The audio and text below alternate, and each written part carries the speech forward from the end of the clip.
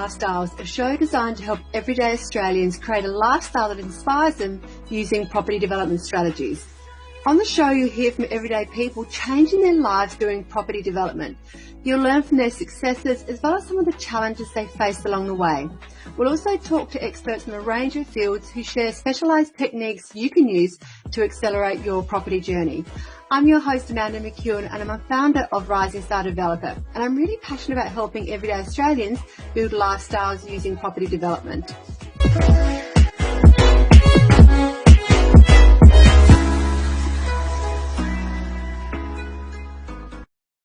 Hello there. Welcome to Building Lifestyles. Today's podcast is going to be a little bit different to the ones I've done previously because I'm not going to be interviewing anyone today. I'm actually going to be sharing with you how I started in this whole property game, because it's a question that I get asked a lot all the time. And the reason I want to share that with you is because a lot of people think they can't get into property or can't do property development.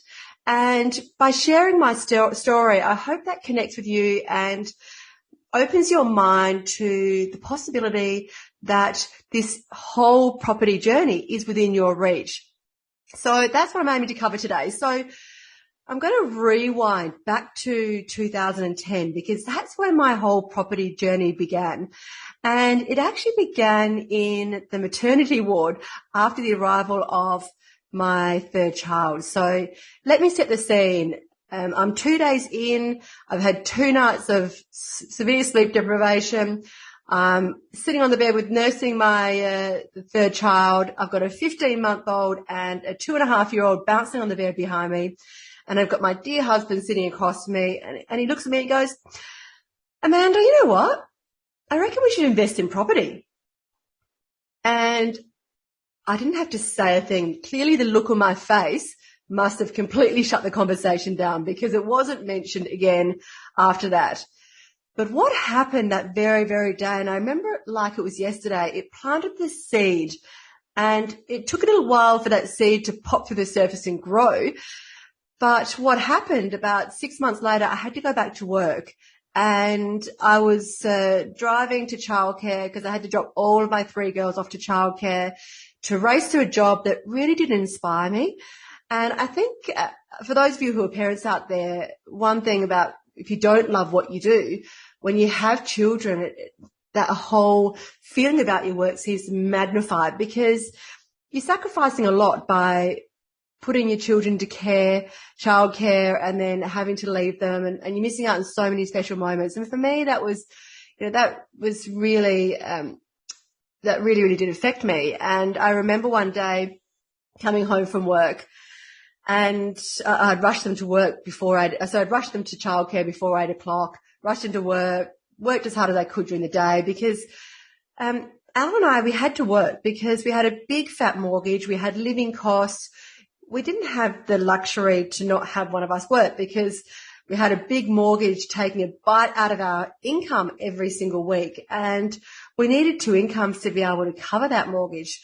And then we also, just living costs and bills and all that sort of stuff. We couldn't afford to not have both of us working. And so I remember coming home, I picked up my girls one day and I went there, and the youngest one I can't remember exactly what it was. I think she'd learnt to roll or had said her first word or something that was a major milestone. And I remember being absolutely heartbroken because I'd been at work. I'd missed out on yet another special milestone with my children's life. I realized that I was actually missing the best parts of their day because by the time I scooped them up at 5 o'clock in the afternoon, they were exhausted and ratty, and I was exhausted as well. And I'm trying to shove food into them and feed them and bath them and get them to bed quickly before 7 o'clock. So I really only had a couple of hours with them at the end of the day. And I remember one night just bursting into tears and just thinking, you know what? This wasn't what my vision of having children was all about. This wasn't my vision of family life, of how I wanted to live life. And it really was a turning point that very, very day because I thought, you know what? Something is going to change. I can't keep going on the way things are going. And then I just remember, and then that seed that our plant had popped through the surface, and I thought, you know what? Why don't we explore property? And then I remember having this conversation to Al, and he had this little grin on his face. And I was then, as soon as that seed had popped through the surface, I was like a mad woman. I thought, okay, yeah, we're going to invest in property. This is going to be the solution to all of our problems and our money worries and me not working and all this sort of stuff. And I was frantically researching everything about property because I didn't know anything about property. All we'd done is bought our own home, never had thought about any sort of investment strategies around property. So we were starting from ground zero. And so I was reading books, attending seminars, just trying to consume as much as I possibly could about property. I invested in a program, learned about buying investment properties, how to choose investment properties, and so within a year of making that decision, or within 6 months actually, I'd invested in a program. I was learning about property development. We bought our first investment property, and it was around the corner, not very far from where we lived, in our state, and we were investors, and we were, this is going to help me get out of my job, and we're going to make all this money. We were investors, we were property investors. And so then we thought, okay, yeah, we got the loan. It was about $500,000 loan. The property at the time was fairly neutrally geared. We had a good rent because we had an executive lease with this property. And we thought, okay, yeah, we've got to buy another property because we've been taught the strategy, buy 10 homes in 10 years, sell down half and live off the income and never have to work again. So that was the philosophy that we taught. And so then we bought another investment property and another investment property. This time we'd learned a bit more and we invested interstate. So we got to the third property. We bought 3 properties within 18 months. And this is about 2013 now. And then we found another property, went to the bank, and the bank said no. We'd hit a glass ceiling. And I remember because we were still working, I was still running, dropping my kids off to childcare, working, learning about property, doing property on the side. It was still frantic. And I remember being heartbroken, thinking, hang on a second, what do you mean we can't borrow any money? What about our 10 properties in 10 years and paying them half down? I thought, hang on a second, that's our vision. How can we not lend any money or borrow any money? And the reason was because we had debt, like 80%, 90% debt on all the 3 properties. We'd used up our available equity. And our serviceability was consumed because we had 2 properties that were negatively geared. And I thought, hang on a second, what do you mean? Like we've got 3 investment properties. Aren't we property investors? Aren't we, supposed to be getting all this wealth and money? And we quickly really realized we hit the glass ceiling and couldn't borrow any money, which meant we ended up having to work harder because if we wanted to get another investment property, we needed to get more money to be able to service the debt. And I thought, hang on a second. This strategy is actually tying me to my job. It's not helping me. And I got the whole concept of property investment, but I was thinking this is a retirement strategy. It is not a lifestyle strategy because we're working our butts off just to cover our own mortgage. And now we're working our butts off to cover 3 investment properties and dealing with tenant challenges and all that sort of stuff. And I thought, hang on a second, this is not working. And so I started to look for other solutions. And then I explored renovations. So I invested in myself, learned how to do renovations because I didn't have the time or the money to go out there and try and work it out myself. And yes, I could have gone to YouTube and worked it all out and read all these books, but it's not until you actually go and do deals or learn from someone who's done what you want to do that you actually get to leverage their mistakes and their learnings to be able to fast track yourself. So that's what I did. I started learning about different property strategies, and I looked into renovations, and I started buying units, and they were a smaller value, so I was able to get the debt for that. But I was going in there, flipping them and selling them straight away. So I'd go in there, renovate them within 4 weeks, flip them and bank profit. So that was fun. Like I was banking 30, 40, 60K, 100K per project. But renovations are fun, right? But they're a lot of work. So what it meant that I was still working. We still had to fund our investment properties and our big fat mortgage. And now I was not only doing my job and running a supporting a young family, but I was doing renovations on the side. So I'd drop the kids to childcare, race to the site, open up, manage the trades, between my lunch break, race to Bunnings, race to wherever I needed to get materials for, drop it off, race back to work. I was even more exhausted. And yes, it was good being able to bank 30, 40K here within sort of a 3 or 4 month period. But that wasn't going to be, the numbers weren't big enough to be able to say goodbye to my job, and they weren't consistent enough for me to be able to get rid of, cut the purse strings of my secure income coming in. I thought, oh God, here I was, exhausted again, still had my mortgage, still had all these investment property debts, still missing out on these special moments with my kids. There had to be a solution. And so then I was trying to find reno deals at the time, and I was struggling to find deals on market. So I explored strategies of how to find off-market deals. So I invested in myself, learned some strategies, and started implementing them. And through that journey, I then got exposed to property development. And I remember at the time thinking, hang on a second, property development, you have to have a truckload of money to do property development, and you have to be a property magnate to be able to even do this. I'm not clever enough for this. I don't have enough money. I'm not smart enough. All that self-doubt started coming in. And at the time I was looking at this big end of town, like big projects and apartment blocks and big land subdivisions. And I thought, there's no way I can do that. But then what I thought, I started thinking more about it and exploring different options. And then I thought, hang on a second, why do I need to go big? Why don't I start looking at smaller type deals? And I then started modeling up smaller deals, 1 into 2, 3s, 4, 5, 6s. And I built out a feasibility, which I got taught how to do. And then I fine-tuned it, and I fine-tuned this model. And then the numbers started working. I thought, hang on a second.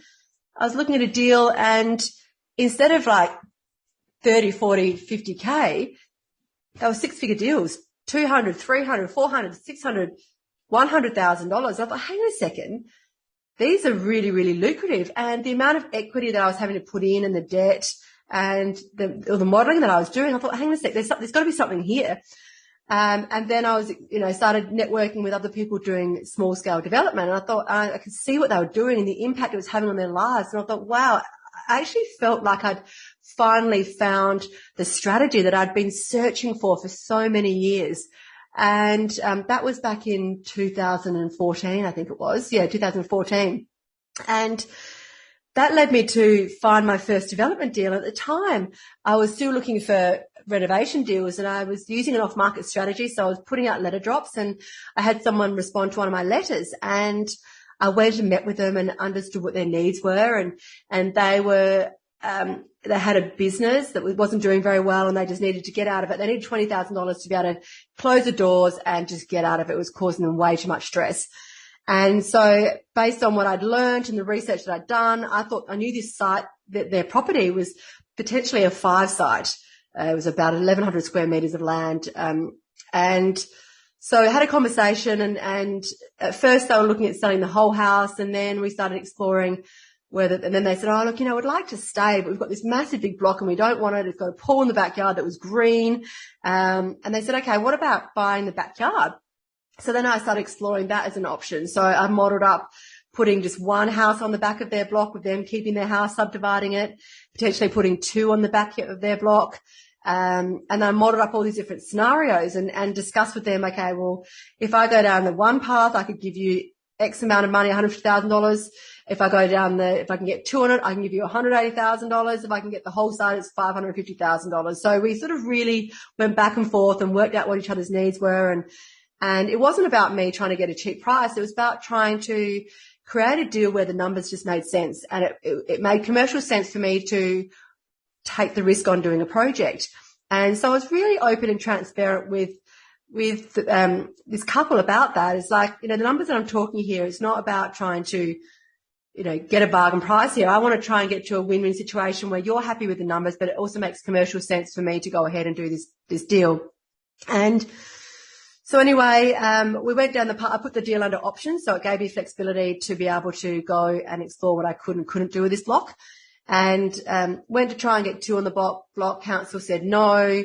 All I had to outlay at this stage was $20,000. So I gave them an option fee of $20,000, which was secured, and that gave them some flexibility. And then I had time to go and explore the different options. So I went and explored putting 2 on the back with council. They said no. And then I got another design done for 1 on the back. Council said yes. And so with an option, what you need to do is an option is an intention to buy a block, but not an obligation. So in order to be able to convert that option to secure that land, it then has to be executed and become a purchase contract or, sale. So I spoke to the owner on the Monday and said, look, awesome, council have finally given us a go ahead. We can now execute the option and we'll do that on Wednesday. I'll give you the contract and I'll have, I think $150,000 will be sent to you within 2 weeks. And he was ecstatic. It was like a big weight off his shoulders to be able to get that money and to be able to progress this whole project and opportunity. And anyway, that was Monday. On Thursday, I got a call from his wife, and I remember I was in the big W aisle with 3 kids running around the toy aisle. It was absolute madness. And she called me and said, oh, yeah, I saw that you'd spoken to my husband earlier in the week. I said, yeah, we've spoken about your property. I've got 1 confirmed at the back. We're going to execute the option and move to a purchase contract, and I'll be handing over $150,000 in a couple of weeks. And she said, oh, well, I've got some really, really bad news. My husband actually passed away 2 days ago. He had a heart attack, and I just remember even just telling this story still brings a shiver to my spine, because I just was completely sad, and I couldn't believe the conversation I was having with his wife, because she then said to me, look, I feel like our conversations and the meetings we've had have happened for a reason. I don't want to stay here anymore. It's got too many memories. I just want to be able to move on from this property and go overseas and have to try and somehow piece my life together. And even now, just how this amazing woman had the clarity of thought to even be able to make decisions like that at that point in time. She was so crystal clear about the next stage of her life, so soon after having such a tragedy happen in her life. And she said, look, could you please help me? And will you just take the whole block? And as per the conversations, we know the amount that we're all happy with. Can you just take the block and so I can move on? And that's what ended up happening. That's how I ended up securing my first development deal. So I went from thinking it was going to be a single hammerhead block, a simple 1 site, ended up turning to a 5-site deal. And so we ended up executing it, going into contract. I ended up buying this property. And at the time, I didn't have a big chunk of money to be able to pay for this deal. I mean, I got funding because it was a development deal, and that really changed the landscape about the way this project was assessed. So, with banks at the time, they assess a development deal differently to a land hold deal or an investment property deal. So, I didn't have the equity. Certainly it's not a big bank account with cash to be able to pay the equity, but what we did have is our home, and we had equity in our home. So in order to do our very first deal, we drew on the equity of our home to be able to fund that project. So we drew the equity on our home to be able to provide the equity for the deal. And then we had borrowings to provide the rest of the money. And that one deal, it ended up taking 12 months from the time we converted the option to a sale contract or a purchase contract. And then after we went through the process, designed, built 5 homes, pre-sold them and cashed out, that one deal banked us $447,000 for our very, very first development deal. That then changed our landscape very, very quickly. So within 12 months, so basically I was still working up until this development deal then converted, and then the numbers started progressing, and then I ended up leaving my job 6 months into that development deal, knowing where the numbers were heading. And so within 12 months, like 12 to 14 months of making the decision to actually do our first development, we had banked $447,000. It took the majority of our mortgage was wiped clean from that one deal. I was able to leave my job and do development as my main job, but stop my kids being in childcare. I then had full control over my time. I was doing something that I was loving, and our lives just changed so much from that very, very first moment. And then I think back, God, if I was waiting for buying 10 properties in 10 years and that slow burn, and then selling, hoping that our properties doubled in that time, and then selling half to live off of, a small passive income that in reality wasn't still going to even be able to cover our living costs, let alone take a big chunk out of our mortgage. And by just changing our strategy, things just changed so quickly. And we didn't have lots of money. We weren't property magnates. We really just had to leverage what we had at the time, which was our equity and the bank's money. And then that changed. We got rid of our mortgage, and then that just changed our finances very, very quickly. We then went on, while we were doing this deal, we found another deal, and we ended up getting some money partners involved, investors involved. And when we started opening our mind to that, that's when our property business just really hit the J curve. And I started being able to do 2, 3, 4 projects. And this all happened within an 18-month period, 2-year period, that things just changed so quickly. And I'm not going to say it was easy. I still had to work really, really hard. I had to overcome a lot of my own fears and insecurities and nervousness around going out there doing a deal. But I made sure that every step of the way that the feasibility, the numbers made sense, and that we were trying to manage our risk as quickly as much as possible. And we did that by investing in ourselves, like investing in mentors and investing in people who, surrounding ourselves with people who had already done deals, successful deals beforehand, and learning and leveraging from them. Because I've got to say, if I was out there trying to do a deal like this without anybody supporting me, without being able to tap into a network, without being able to learn from other people who've already done what I was wanting to do, there is no way that I would have achieved the result that I had. And so even though up until that time, I probably invested about, at the time, I think $50,000 to $60,000 in my own education through various courses, to bank $447,000 in such a short period of time. I mean, and that investment still keeps on paying itself off as my business is evolved. So the reason I share this story with you is just to hopefully make you realize that, I didn't have property experience. You would laugh if you heard some of the ridiculous questions that I ask on site. I mean, even now, like, I'm not a builder, I'm not a designer, I'm not from finance. All the skills that, the key skills that you leverage to do development, I had to go out and find those people and really leverage their skills. And so I'd go out on site while I was building this first project and say, what is an eave, and it took me a couple of projects to actually work out what an eave was, and, what a truss was, and all these words within building, which I had no idea about, but didn't matter, because the builder who's actually building the houses, they're the ones that need to understand that. I learnt as I went along, and I still learn today. Every single project I learn something new. But what I do is I surround myself with a team of people who know the answers to the things that I don't know. And that's a really key part of this whole property development journey, or property and wealth creation journey as well. So I really hope that by sharing my story, you may or may not have heard it before, but I really hope that from sharing my story, you get that I didn't have property experience. I didn't have a lot of money to start out with, but what I did have was a burning need for change.